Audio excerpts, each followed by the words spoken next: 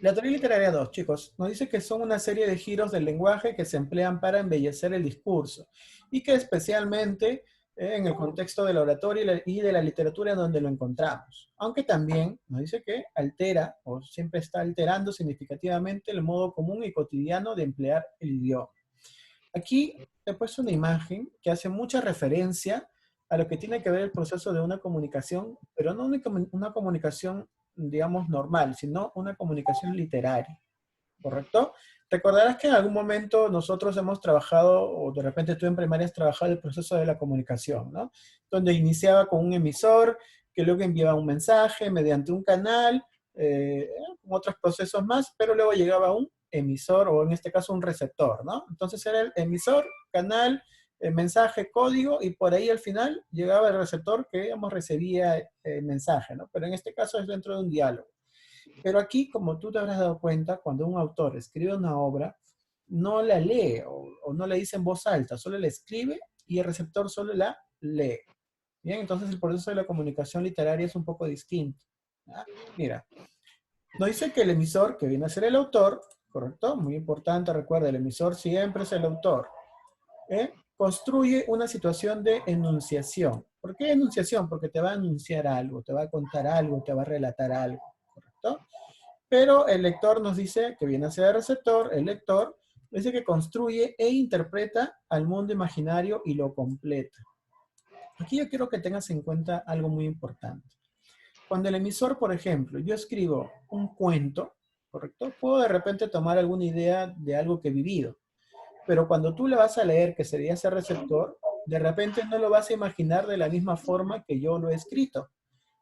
Un ejemplo sencillo sería de esta forma. Mira, yo te digo ahorita, a ver, chicos, todos, por favor, quiero que imaginen a un elefante, ¿ya? Y de repente algunos van a imaginar un elefante, pero un elefante pequeñito que de repente mida solamente 1 metro. De repente el elefante que algunos de ustedes han imaginado solo tiene una oreja, en cambio otros de repente tienen 3 orejas, otros los han imaginado sin cola, otros de repente un elefante rosado porque les gusta el color rosado, entre tantas cosas, ¿no? Entonces la imaginación en el proceso de la comunicación literaria es muy importante, ¿ya? Pero depende mucho de cómo el receptor lo entiende y lo imagina. ¿Ya? Por eso se dice que en el proceso de la comunicación, el emisor, que viene a ser el narrador, ¿no? ¿Eh? O personaje, organiza un mundo imaginario. Yo creo mundo imaginarios, ¿correcto? Y el receptor nos dice que interpreta el mundo imaginario. ¿Ya? Como el ejemplo que les decía, ¿no? Yo puedo escribir, a ver, por favor, vas a imaginar un elefante, pero el receptor, que en este caso vamos a imaginar que es Flavia, Flavia que lee esa oración va a decir, ah, voy a imaginar un elefante, ya. Pero a mí me gusta el color rosado, voy a imaginar un elefante rosado. Y no me gustan los elefantes grandes, mejor lo voy a imaginar como si fuera un pony para poder subirme en él y me lleve de paseo, ¿no? Entre tantas situaciones que pueden pasar cuando se hace una comunicación literaria. ¿Ya? Bien, por eso se dice, pues chicos, que la imaginación a veces es increíble, ¿no? Y en la literatura es extremadamente importante. ¿Eh? Continuamos, chicos. Aquí, en las figuras retóricas, fónicas o de sonido, ¿no? En tu libro tú lo vas a encontrar únicamente como las figuras de sonido. ¿Ya? Es lo mismo. Lo único que nosotros estamos viendo aquí es que te estoy ayudando a que siempre recuerdes que también puede ser, o que yo te puedo evaluar diciéndote, dime, ¿las figuras retóricas fónicas es igual que las figuras de sonido? Entonces tienes que decir que sí, ¿no? Porque es lo mismo. Fónico, fónico viene de sonido, entonces es prácticamente lo mismo. Recuerda eso. Bien, aquí nos dice que son aquellas que juegan con los sonidos de las palabras y que van dirigidas, ¿correcto?, a provocar una intensa sensación de ritmo y musicalidad. Y nos dice que las principales son.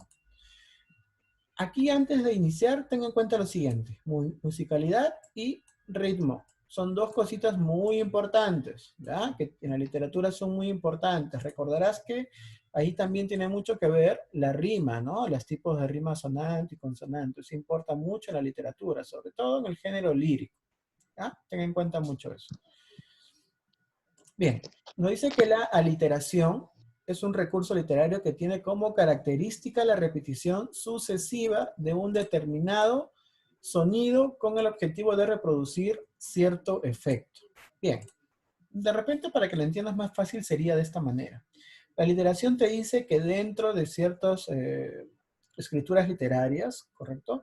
Se van a repetir, tanto puede ser sílabas, como también se pueden repetir solamente vocales. Y cuando eso sucede, te darás cuenta que esa, digamos, ese verso o esa estrofa tiende a ser como si fuera cantada.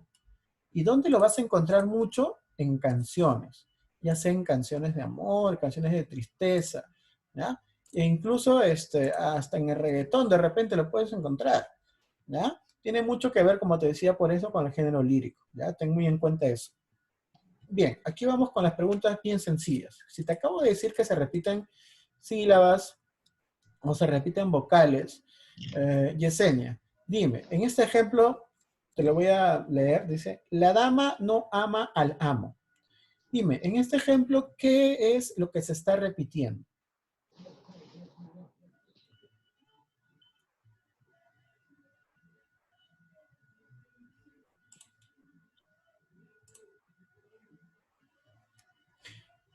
Yesenia, ¿me escuchas?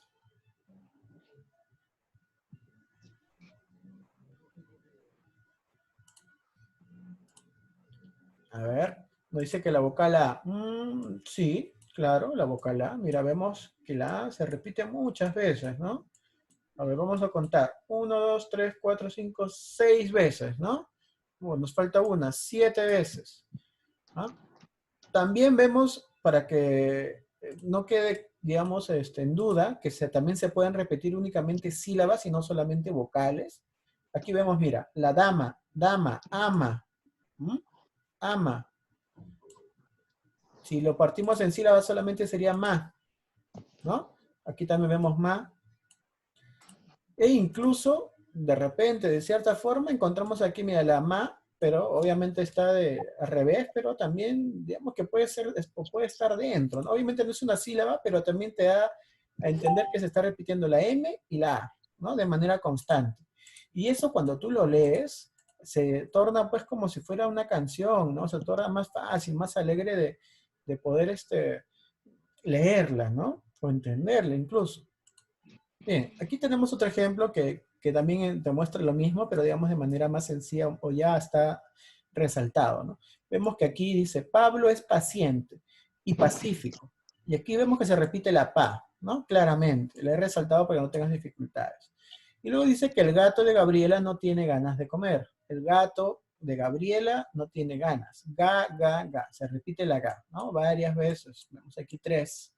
Y por último dice la chica era la más chiquita entre los chicos, ¿no? Y obviamente aquí vemos que se repite la chi. Pero también, como te decía, recuerda, eso es muy importante. Se puede repetir sílabas como también solo vocales, ¿ya? Recuerda eso, eso es muy importante porque eso va a venir en tu evaluación. ¿Ah? Bien, continuamos. La onomatopeya, el punto número 2. Chicos, esto es muy, muy básico, pero a veces el nombre de onomatopeya se nos pierde el concepto en el camino. Pero esto ya lo has visto en primaria. Es más, hasta de repente en primero de primaria, cuando eras bien chiquito, o bien chiquita, si sea el caso, ¿no? La onomatopeya nos dice que es una imitación lingüística de una palabra que se asemeja con el sonido que representa. Mira, para que tú le entiendas más fácil, sería de esta forma. Tú comprenderás que cuando yo escribo una obra literaria, correcto, ya sea un cuento, yo no puedo poner, o no, digamos, un mensaje de audio, ¿no? Donde reproduzca el sonido que de repente hace el perrito. Pero sí puedo interpretarlo de manera escrita, ¿no? Poniendo guau guau, ¿no? O de repente, si es que en mi cuento pongo, y de repente se escuchó que el celular se cayó y se destruyó, y hago pum, ¿no? O de repente boom, o de repente algún sonido, pero de manera escrita, para que cuando el receptor, que es el lector, valga la redundancia, lea, pueda entender o imaginar ese sonido, ¿no? Y no pierda el hilo de la historia, ¿ya? O del relato, ya sea el caso. Eso es muy importante. Entonces, chicos, para que sea más sencillo de ustedes, la onomatopeya es la reproducción de los sonidos que pueden hacer animales, acciones, pero mediante letras o mediante palabras, ¿correcto? Recuerda eso, es muy importante. Y obviamente la onomatopeya se divide en dos, ¿no? Suelen imitarse o se suelen usar para imitar sonidos de animales, tanto de acciones. De animales, un ejemplo puede ser como la imagen que te he puesto aquí, ¿no? Cómo se hacen los chanchitos, cómo hacen el león, incluso la vaquita, entre tantos animales. Pero como también sirve para las acciones o los sonidos, ¿no? Que hacen de repente algunas personas dentro de la obra literaria, del cuento, relato, ¿no? En este caso podría ser toc toc para imitar cómo, digamos, se toca la puerta, ¿no? O el sonido que hace la puerta cuando es tocada o cuando de repente alguien quiere entrar a la casa, ¿no? Dependiendo de cómo sea la historia que tú estás haciendo, ¿ya? Recuerda eso, es muy importante, ¿ya?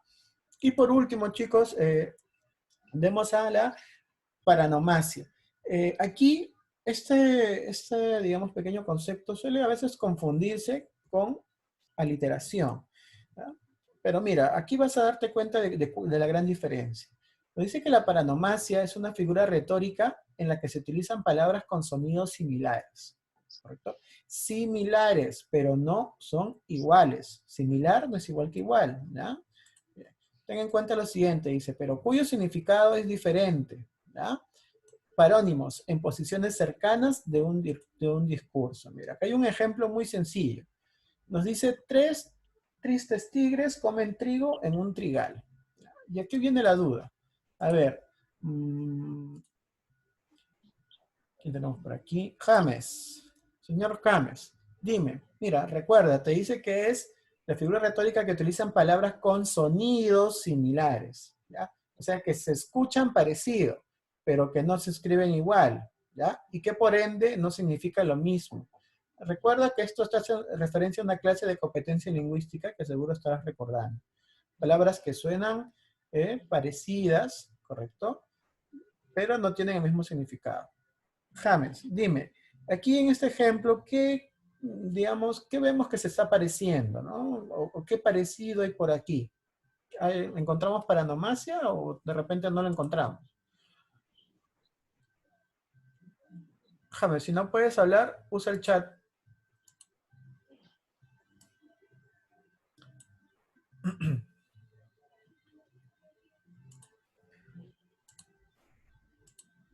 A ver, Kiara, chicos, de repente alguien que quiere intervenir, alguien que pueda usar el micro.